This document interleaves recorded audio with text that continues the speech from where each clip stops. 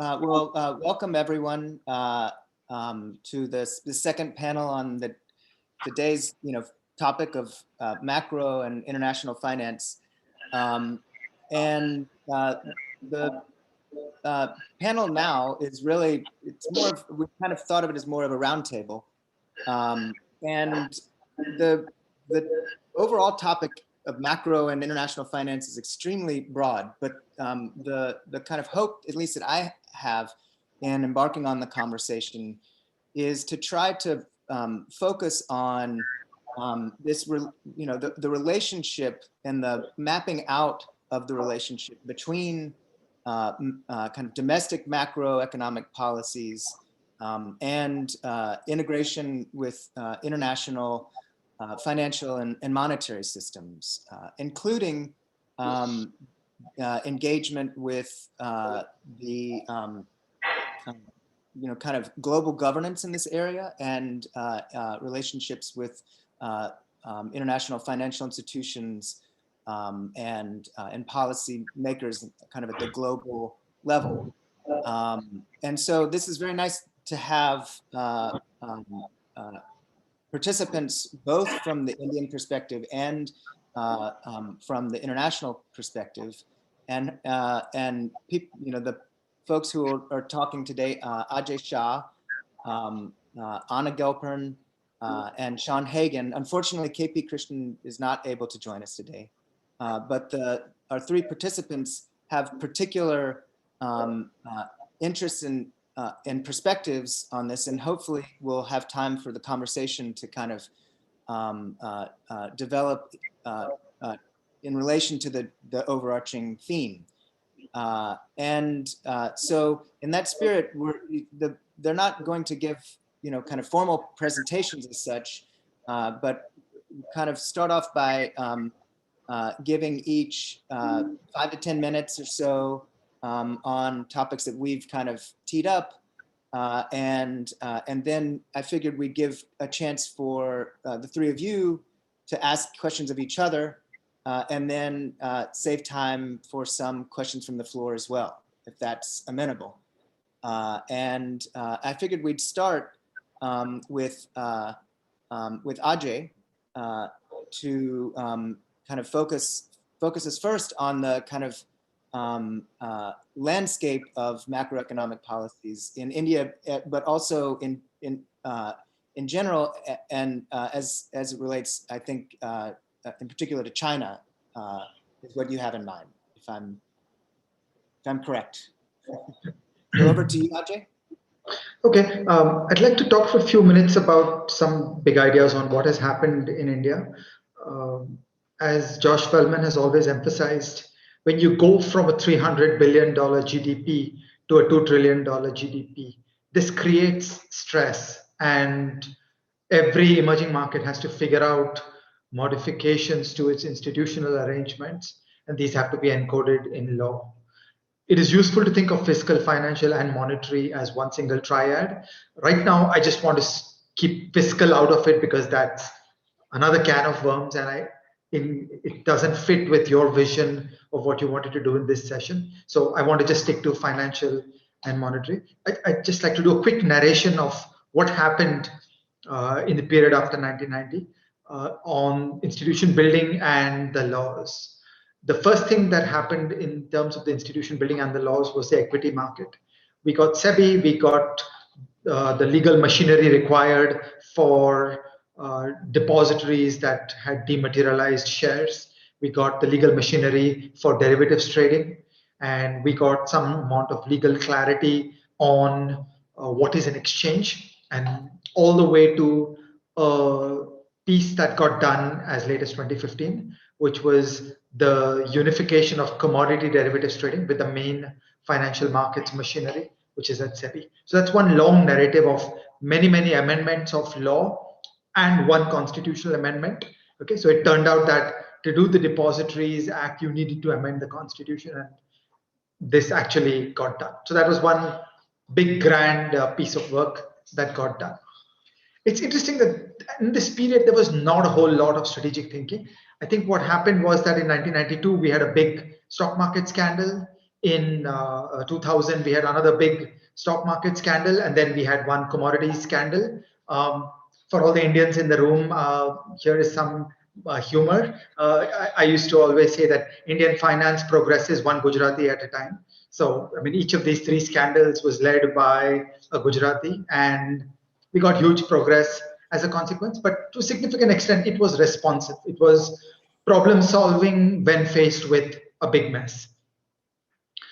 Alongside this, there was some stuff happening which actually doesn't make any sense. It was not in line with any kind of strategic thinking. Examples of this so while the Department of Economic Affairs in the Ministry of Finance was doing all this work, the Department of Financial Services in the Ministry of Finance was doing something with a very different vision. They were animated by a very different conception of where they wanted to go. And there are these very 1960s and 1970s style things that got done in 2006 and 2007. There is an RBI Amendment Act in 2006. There was a Payments Law of 2005, and these things just don't fit the bigger picture of what was going on. Okay, and then came a period of somewhat more strategic thinking, where people started asking more fundamental questions about capital flows, exchange rates, monetary policy, the place of the central bank, and that gave us another wave of work, which led up to inflation targeting. Okay, so that's FSLRC did this in 2011, and then the monetary policy framework agreement was drafted, and then it got turned into the law. So this was something that was far more strategic thinking, where folks understood that the old regime didn't work. There was a big inflation crisis. Inflation was high and volatile, and there was big thinking about what's the overall picture that we want to do. And side by side with that came IBC, and many people on this Zoom call have been part of that process, including you, Adam. And in 2016, the IBC got done. So I think this was a more strategic thinking part of the Indian law and institutions story. So my sense is that's where we are. That's what we figured out. There's a lot of stuff in the present legal system and the institutional system that doesn't make sense and that is not compatible with emergence as a modern, mature market economy. Most notably, the Foreign Exchange Management Act is a pretty badly drafted one. The whole machinery of the bond market is broken. A lot of banking regulation and a lot of regulation is done reasonably badly. So there are many, many things that as yet need to be done. The FSLRC is still the foundational document which has the full picture of where we have to go. So, we got to some of the pieces of FSLRC in 2015. We got to the bankruptcy code in 2016. And now I guess this is a time of ferment, of thinking, of analysis. My last point I want to say is about engagement with the international organizations, with the international financial system and the rules-based frameworks of the international financial system. I have a very odd feeling about what has happened. India had one IMF program in 1981 and one IMF program in 1991. And in that period, for instance, the World Bank was a significant source of finance in the country. My opinion, my reading is that in the period after about 2000, the Indian economy grew to a size and capability where the World Bank faded into irrelevance in terms of the sheer size of the economy. The World Bank brings about $1 to $3 billion a year of gross credit to the country, which is like nothing anymore. And that was obvious by 2000.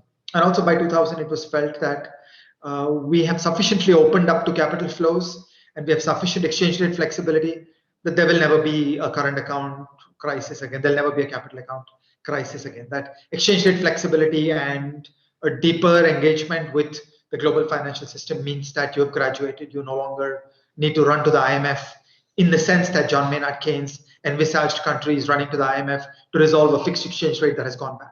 So the role of the World Bank and the IMF in the minds of policymakers declined significantly. I feel India has not yet come to the place of understanding a more mature and a more useful engagement with international financial institutions.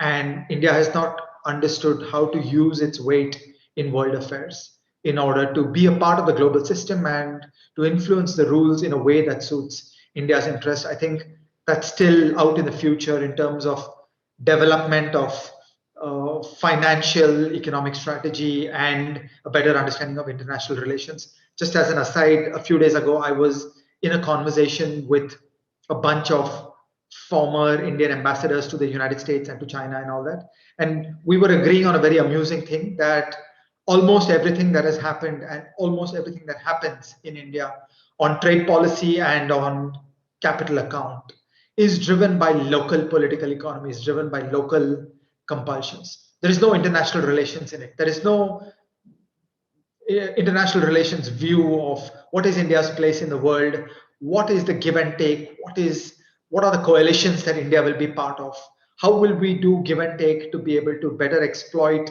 our clout in world affairs. That kind of thinking is completely absent. I mean, the Ministry of External Affairs does some doctrinaire strategic autonomy stuff, and whatever restrictions come on free movement of goods and services and capital are just one local constituency after another. So it has really not come to the point of thinking in a more sophisticated way about what is the meaning of financial economic policy played out on a global scale. So I'll stop here. I hope these comments are interesting and would love to carry this conversation further with all of you. Super. So Anna, I think, is up next. And I don't know, Anna, if you, let me actually, for those of you, I assume most of you know Ajay. Most of you probably don't know Anna. Anna is an expert in many things, including international finance and regulation of financial institutions, and especially sovereign debt and sovereign debt restructuring. And so I was hoping that we might persuade her to say just a little bit. She's been involved as project director of a G20 or G30 report on sovereign debt. So maybe you might say a little bit about that project and issues related to China, but also if you wanted to respond to anything Ajay said, the floor is yours. Great. Well, thank you very much, Adam, and thank you for including me. And I'm learning a lot. It actually is bringing back memories of 2008, 2009, and kind of the rise of the G20 as G20. And I was at a gathering where an Indian official spoke, and it was probably Chatham House. So, and I probably don't remember the exact position of the speaker, but it's striking to me that he said something very similar to what Ajay just said, which is that, so when the conversation turned to, how is India going to move the G20, right? What is its role going to be? It was, the answer amounted to a very pregnant pause, and basically we needed to, wait and see. But for the moment, it was, it didn't seem like it was ready to take the driver's seat in any fashion, which was interesting, right? Because it is, all eyes were at the time on the so-called BRICS. We don't even use that term much anymore. And this is particularly interesting again today when we look at the developments in the debt world, and the G20 in particular. Oh, there's Sean. Have put forward recently a common framework for managing international debt problems. And one of the really the most important, I think, aspect of that framework was the idea that countries that were not members of the Paris Club of bilateral official creditors would engage in debt treatment and debt restructuring negotiations with borrowers in tandem with and under, memorandum of understanding with Paris Club members, and the entire, I mean, this is, it's a China move, right? That China is a large creditor. China is the payments to China and commercial creditors are the bulk of vulnerable countries' repayment profile for the next few years. And yet it was it's really hard to tell. I think it's very early on in the process what the substance of that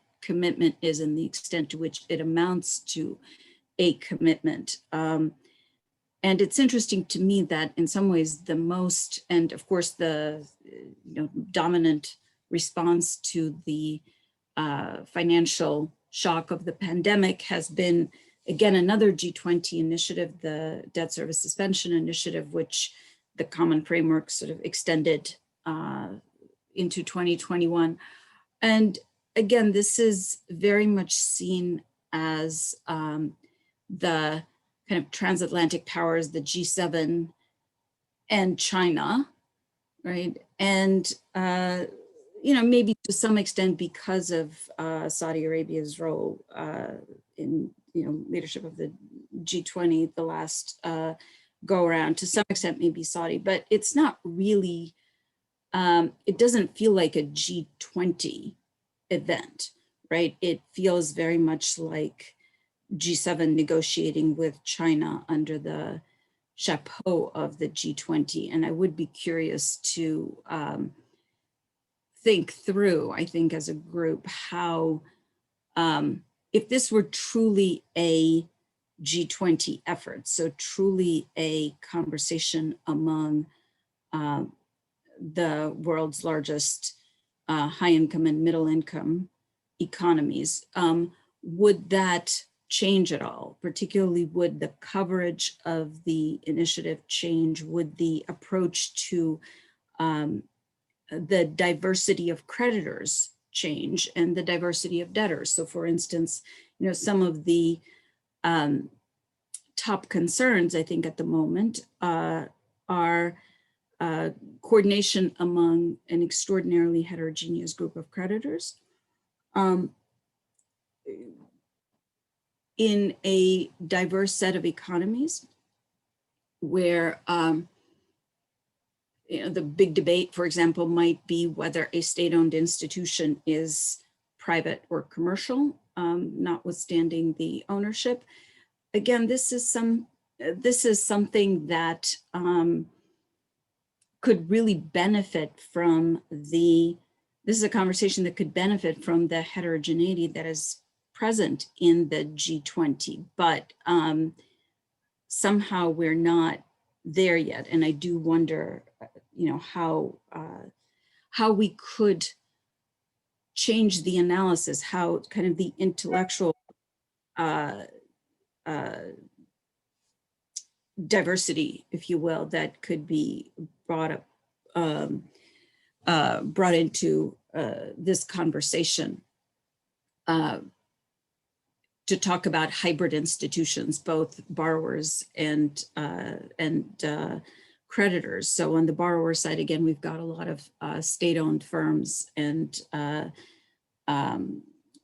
state-owned enterprises, and then partly state-owned enterprises and contingent liabilities of the sovereign that are in this never land that I think, again, could benefit from a broader set of perspectives. And finally, of course, the question of domestic debt, and which has been bracketed in most international discussions on the theory that the sovereign can take care of those with the domestic tools that they have, be it legal tools or monetary policy tools.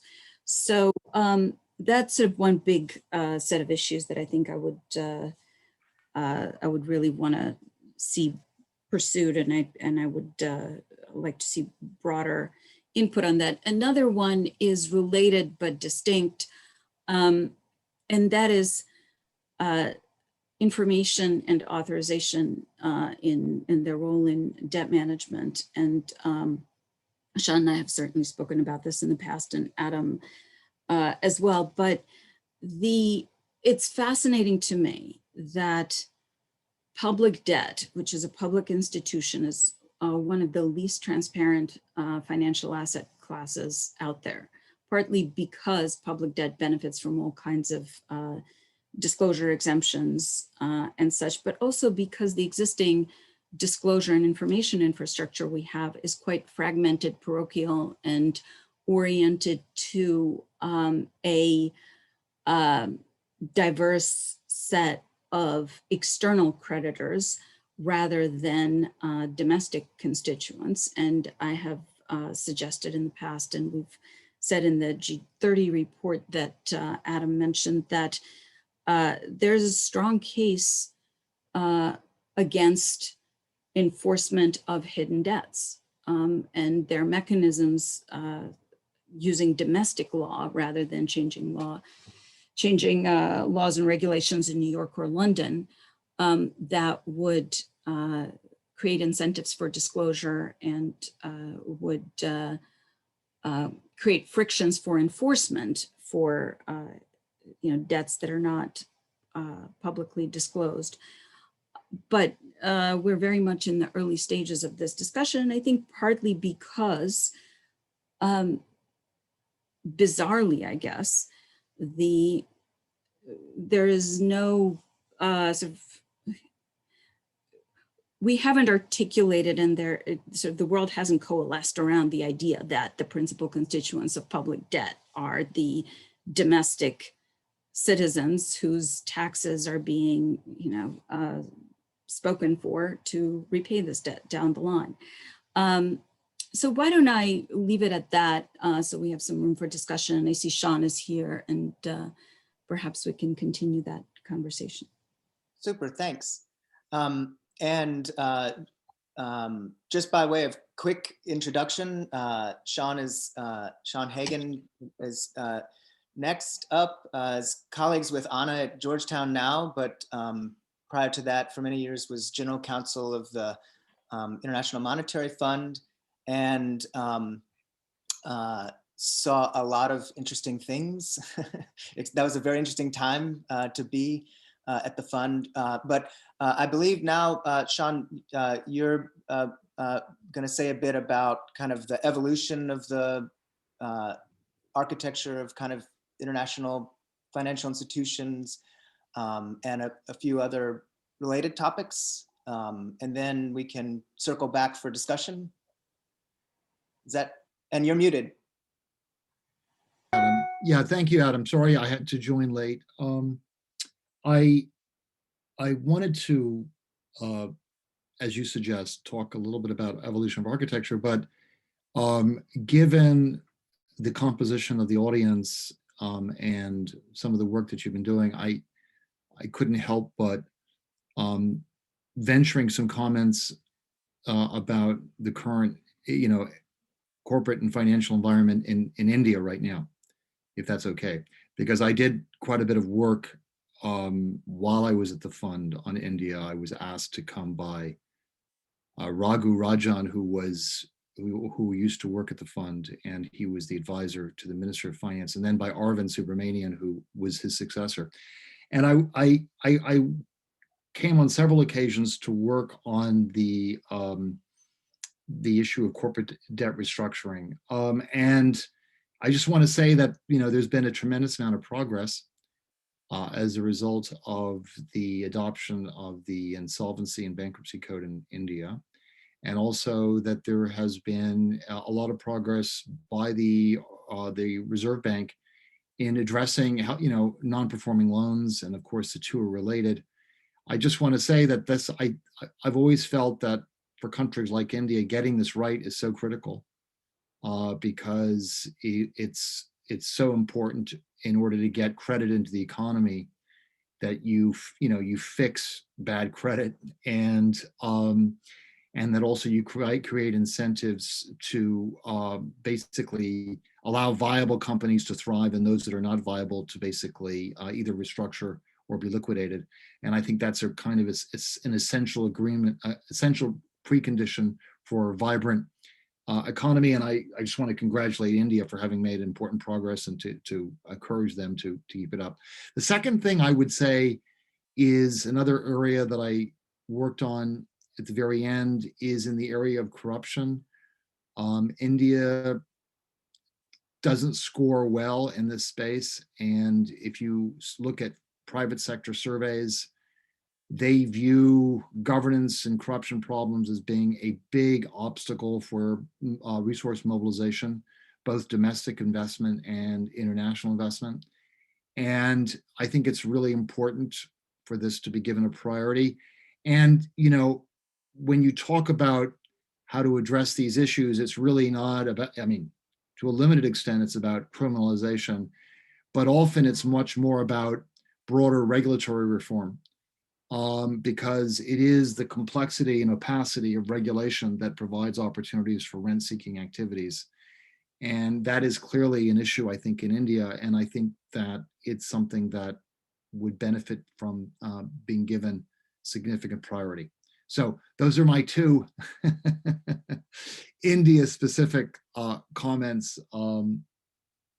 But on architecture, let me just, two things. First of all, just picking up on what Anna has said, I do believe that, I think the G20 implicitly admitted this themselves by titling this Beyond DSSI, which is that I think they're recognizing that DSSI has not delivered what it was expected to, and that secondly, given where dynamics are going, we may need to have something more fundamental anyway, and that the common framework is a first step. And I do think it is a good first step. And I mean, let me give you an example, and you know, it gets to China. One of the problems for the DSSI, and there were several, was that because it was voluntary for the private sector, China was able to essentially not be covered by it, in part because it was able to characterize a lot of its claims as private claims.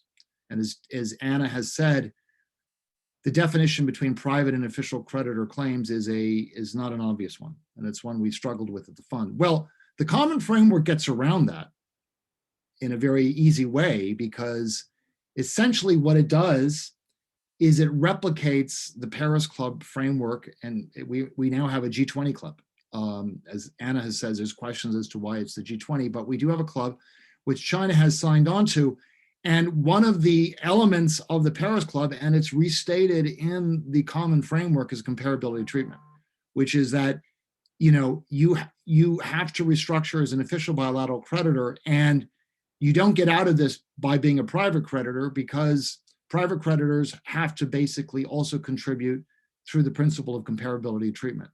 So I think it's going to be interesting in that respect. And because it does not allow for private creditors to basically escape unscathed if and when there's a debt restructuring. Now, in other respects, it merely implements aspects of the existing architecture. You know, one of them is that it keys off debt sustainability judgments made by the IMF.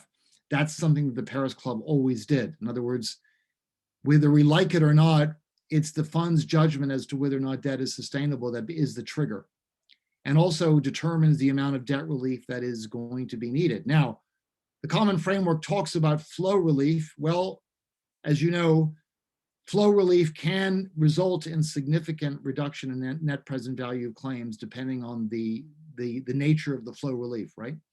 And we've seen that in the past. So I do think that it is an important step forward. I do think that what's going to be critical is implementation. The Paris Club had tried for many years to bring China into the Paris Club. China adamantly refused, but has been cudgeled into joining another club. So let's see how this club works and how effective it is. So I'll stop there. Super. So Ajay, so we're kind of I'm happy to open it up and have folks, you know, kind of respond to what they're interested in. But I'm curious. I know you have views about the kind of comparative macroeconomic policies and approaches of India and China, and have mentioned some similarities. And yet, despite those similarities, as we've heard, China plays this much different role in the kind of international financial system, especially as a creditor. And I'm curious if what your thoughts are on that, and how that relates to or implicates kind of the domestic macroeconomic navigating that the two countries do. Or if you don't want to respond to that, anything that's of interest to you. And you're muted. Ajay, you're muted. Yeah, just quickly, two comments. So on China, their GDP is significantly higher than ours. And for a bunch of reasons, we can debate exactly why that is the case. Their investment savings balance is one in which they have too much savings. So their current account is a surplus, and it seems to be structurally a surplus for some time. And that has turned China into a large creditor. Oftentimes, this is done extremely inefficiently, such as Chinese state-backed loans into a variety of poor countries, but where arguably the credit quality was less than exciting. China's developed a great deal of capability in their economic policy institutions. When I meet a central bank staffer or a treasury staffer in China, they seem to be much ahead of the kind of capabilities that we've developed in India. So I've also noticed how they have worked systematically on understanding mechanisms like the G20 and participating in it, and exercising these opportunities on a global scale, whereas India has really not developed that kind of state capacity. That we're not there in terms of understanding this global landscape and being in it. That said, I have been struck by how alike China and India are in many aspects of finance and macroeconomics. Let me just rattle off some common themes. There is a subclinical xenophobia in both countries about being afraid of the rest of the world, or having lots of capital controls. There are claims about exchange rate flexibility, which are not quite matched up with the data. There is some movement towards inflation targeting, which is as yet incomplete. The Chinese capabilities in the central bank are substantially ahead of India's, but they face political economy difficulties in translating that capability into execution. Then both sides have a balance sheet crisis. The Chinese balance sheet crisis is much bigger than the Indian balance sheet crisis, but in both countries, it's so interesting that you've got large number of deadbeat corporations in India. You've got an even larger number of deadbeat corporations in China. Both countries are grappling with establishing frameworks for resolution. You've got a banking crisis in India. You've got a banking crisis in China. So I've just been intrigued at how two countries who apparently run very different political systems. One is much more of a liberal democracy with rule of law and freedom of speech, has ended up in a place which is much like the other. So I'm really curious, how did this happen and why did this happen? And this is too much of a coincidence. So there's got to be some deeper theory there.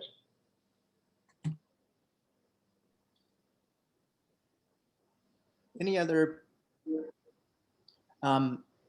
So one thing I was hoping to inject into the conversation, and maybe this is another question back to Ajay, but I'm curious for Anna and Sean's thoughts as well. As many of you know, India kind of toyed with the idea of issuing, for the first time, foreign currency bonds. I guess it was last year, although it seems like a decade ago. Yeah. And then decided not to. And I'm just curious, what the thinking is, or on, why not? But what, more broadly, what goes into that kind of assessment in general, and then in particular, against the backdrop of India's kind of set of kind of macroeconomic policies and its degree of engagement with the world, what does that tell us about the overall general approach? The backstory is that we come from an old tradition of export pessimism. For many people, they're convinced that India does not have the ability to export. People have not read the recent data where exports of goods and services are $600 billion a year. There's a great deal of pessimism about what can happen out of India. And the approach to debt management is basically to avoid market discipline. So when issuing in rupees and pushing the debt through a financial repression system, there's really no check and balance. So you can borrow as you like, and there are no consequences. Whereas borrowing abroad would generate the demand for more market discipline. And there is a subset of this community that thinks, why would I bother to do that? How would I gain from subjecting myself to market discipline? That's not my view, but I'm just narrating these two sides of the debate. And so I think a trial balloon was put up that let's get started with a modest scale of issuance abroad. And I personally think that was the right thing to do. But there was just like a big outpouring of angst by the traditional economics community, and the idea got shot down.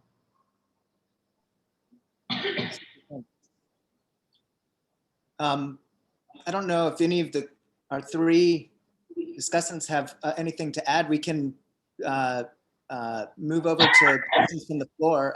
I suspect people have things they might want to ask. Any questions from the floor or for each other? Well, maybe I can ask AJ a question. I mean, one of the you mentioned the differences between China and India. Well, perhaps one other area of difference which relates to Adam's question is the approach to capital account liberalization. China has, especially through the internationalization of the renminbi, has, after a period of caution, has opened up the capital account significantly. Where do you see India? Where do you see India's thinking on these issues, more generally? So I'm not as fluent on this as I should be. I thought that even today for equity portfolio inflows, China has these quotas that each financial institution gets a number and they have to stay inside that number. So in that sense, India is significantly ahead in that on the equity market, there are no quantitative restrictions. On the equity market, you've got to become a registered FII where they want intrusive levels of documentation. They'll want to know everything about you. But apart from that, it is genuine openness. It is genuine convertibility, which in my reading is not yet what we have in China on portfolio equity flows. In India, on the debt side, there's very limited openness. Good morning. On the equity side, I feel that India is significantly ahead of what has been done in China. So my interpretation of the Chinese efforts on the RMB as an international currency is that they're trying to walk this complicated path where A, the RMB is largely pegged to the US dollar. It's not actually a genuine currency of its own. Second, they have a lot of capital controls. And then C, they want the RMB to be used abroad. And I personally feel that this is not a very good place to be. That for all practical purposes, if you're like the dollar, then what good is it? Then people will just hold dollars. It's not a useful store of value. It's not a useful diversification. So there's just some current account conveniences of settlement in RMB. For the rest, it's not a very interesting, distinct financial asset on the global landscape. And the entire might of the Chinese economy doesn't play for the RMB because of the capital controls. So I've always thought that this was a bit schizophrenic. Are there people in the room who understand this better than me? Shekhar, are you around? Actually, could I add to that question? I'm curious on the debt side, to what extent is there direct or particularly indirect foreign participation in the domestic market? So there are quantitative restrictions in India which establish a ceiling in terms of dollar value on the aggregate foreign ownership of Indian government debt, and I think corporate debt as well, though I don't remember whether that limit has been rescinded. In practice, this has not worked too well because every now and then the limit gets reached or the limit gets approached, and financial firms face an environment of having to shut down teams, and then the whole thing peters out because actually cross-border financial flows live on teams in financial firms who are constantly doing the hard work of overcoming asymmetric information and doing business. So this thing about a quantitative limit works pretty badly, in my opinion, but that's where we are as India.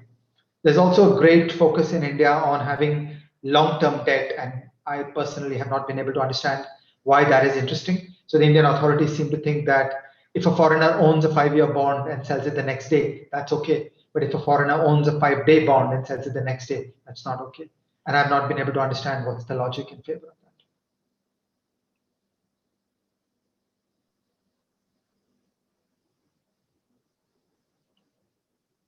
Anyone else?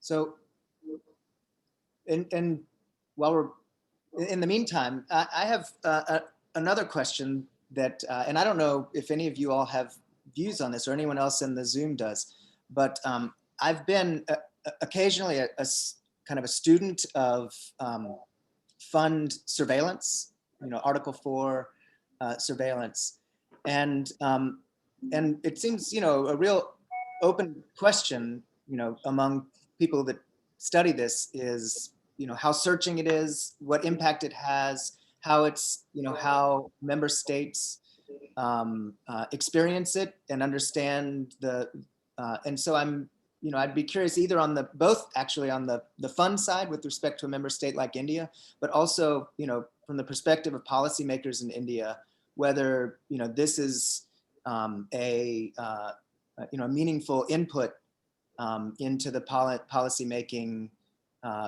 process or not. And if anyone has thoughts, I'd be very interested to know. So we have Josh Feldman and Jitesh John on the call, and both of them will know more current information than me about this. My opinion is that in the 90s, there was a genuine conversation with the fund because there was a IMF program in 1992. When Josh was senior res rep, he was treated as a trusted, respected advisor. And whenever a finance secretary would think of an international financial question, in an internal meeting, he would say, "What does Josh think?" I think in the years after that, the conversation has dwindled away. That's my opinion, but I've not been closely in touch. Sean, what have you seen in this kind of conversation? So it's a complicated issue. It's good to see. I can't see Josh, but I'm glad he's on the call. And I know what a great role Josh played in Indonesia when I was working with him during the Asian financial crisis. I mean, so surveillance performs a couple of different functions, right? One of them is to provide advice to the government, but the other is to provide information to the market, right? Because all of the Article 4 reports are published as a result of the transparency policy. And the question I also would ask is, to what extent does the fact that IMF views and analysis is published, to what extent is that something that the market takes into account? And to what extent do the authorities view that as being that transparency as being a useful discipline tool? I don't know. Because I think it differs in countries, right? In the US, the Article 4 report is, I mean, people don't even know what Article 4 is, right? It doesn't get a lot of attention. In the UK, it's something that is debated significantly in Parliament. So I think it depends on the country, and I don't know how it is perceived by the market and in the official circles as a sort of disciplinary advice. Could I add to that just the subject of the FSAPs, because I just recently read the IMF's financial sector assessment of the US, and it was actually quite useful. And I do wonder to what extent that instrument as distinct from Article 4, which is a broader kind of macroeconomic review, whether that has a different audience, it's used differently, it's a different surveillance tool. Yeah. Sorry. Josh, have you unmuted? Yeah, no, let Ajay go first. Yeah, I just want to say that when I read Article 4 reports, I have to struggle to read between the lines because every sentence seems to be so cautiously drafted. So I really have to struggle to get the message.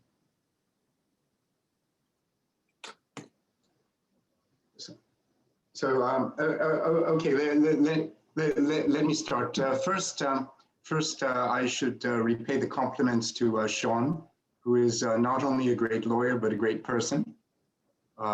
So I think that's very important to say here, because many people don't know him. On India and the IMF, I've been on both sides, and so what I have to say is really painful to me, which is that basically Ajay is right, which is that there was a time when the IMF and the government had a good understanding and a decent collaboration, and that time has passed, and it's passed for sort of two reasons, really. One is, to a certain extent, the government has lost interest in reforms. So they're really not interested in advice on how to reform the economy. But I think the bigger problem is really on the IMF side. And there's been a marked diminution in resources that the IMF is willing to plow into Article 4. The focus seems to have shifted onto many other things that have nothing to do with bilateral surveillance.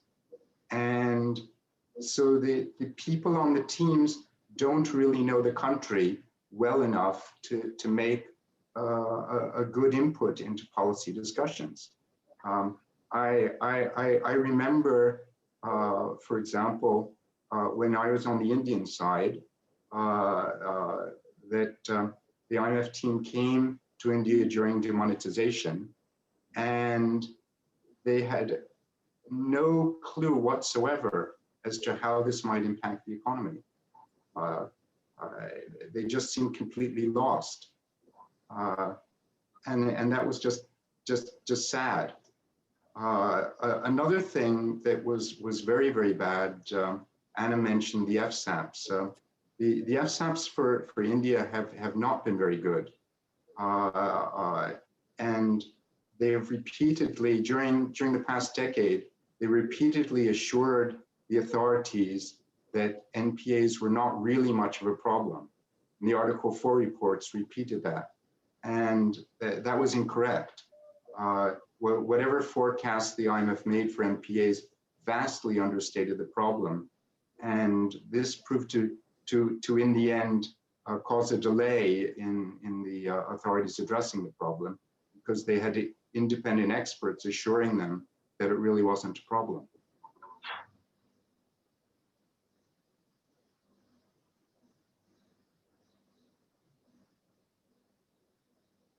Well, that is distressing. Yeah, right. Especially for me, believe me. Well,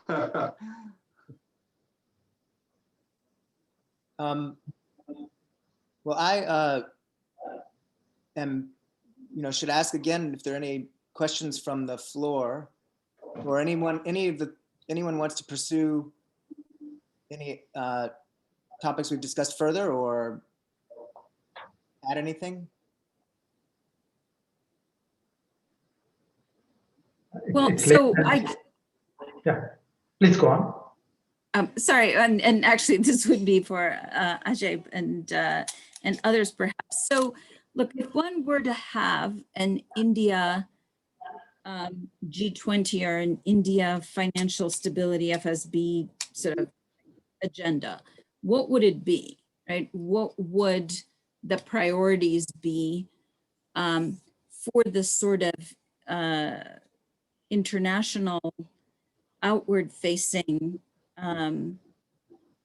policy program that, Ajay, you said was missing at the moment? If you were to be outward-oriented in a distinct way, what would the priorities be? What would the risks, the concerns be?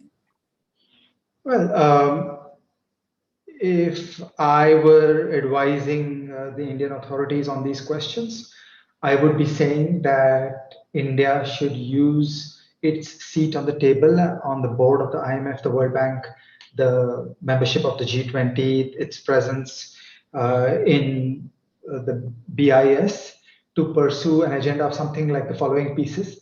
First, it would be that bring a presence into standard settings. So for example, when there's a discussion like Basel III, there should be an Indian intellectual heft in the room so that the standard also displays some recognition of what is going on here. Because otherwise, systems and procedures that are developed in a first world setting are often inappropriate for Indian conditions. The second would be to be part of a coalition of countries to play for a more open and free and fair globalization.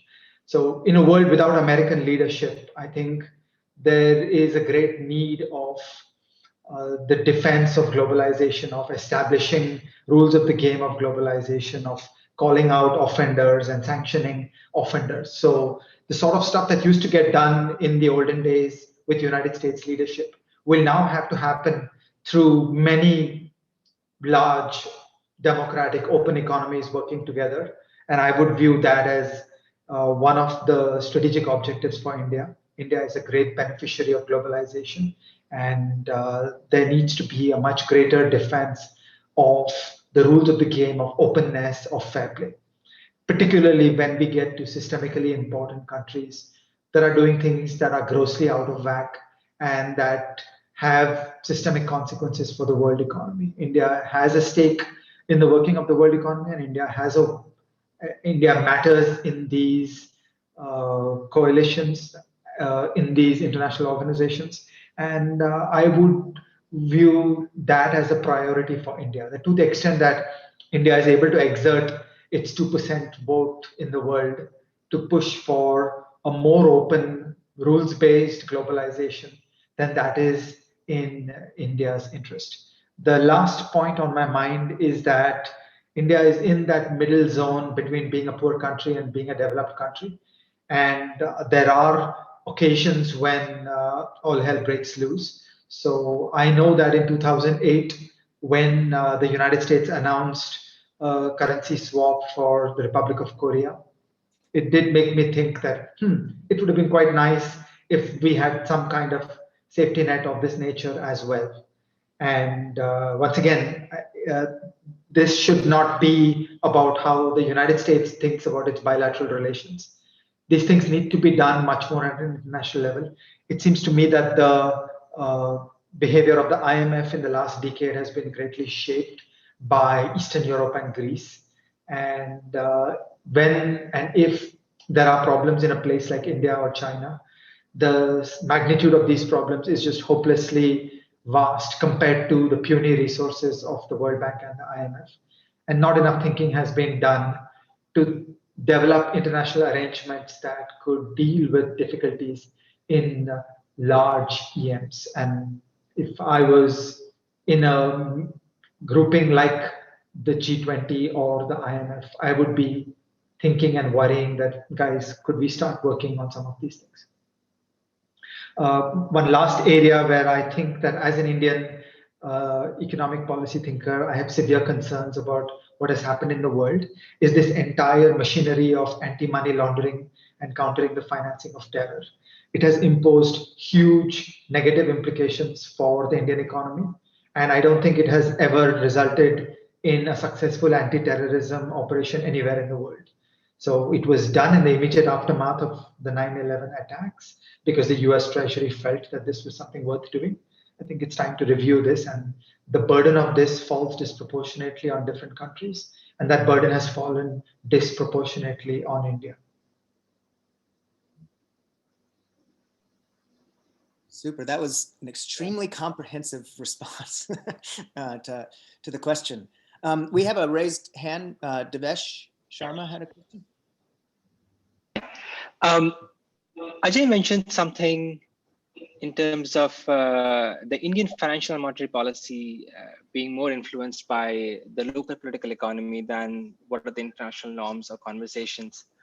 And I was wondering if Ajay and others could reflect a little bit more on what are the local and international factors which sort of drive this kind of an approach of what matters more to the policymakers. That'll be very helpful. Thanks. Yeah, so just for a normative benchmark, consider the UK, consider the US. Let's focus on the UK. This is a country that punches above its weight in international affairs. Of course, local considerations matter. But when the UK plays in the world of international relations, it is able to think in a sophisticated way about the give and take that is done on a wide variety of IR questions in a way that ultimately serves the interests of the UK. That's the stage at which I feel that India has not yet arrived. We think reflexively that this lobby in Orissa does not like this, so let's shut it down. That's all. We just think in a very narrow way. We're not in a sophisticated game of international relations, of building coalitions, of doing give and take, of playing for the larger interests of the Republic. For example, imagine we have a problem in containing China.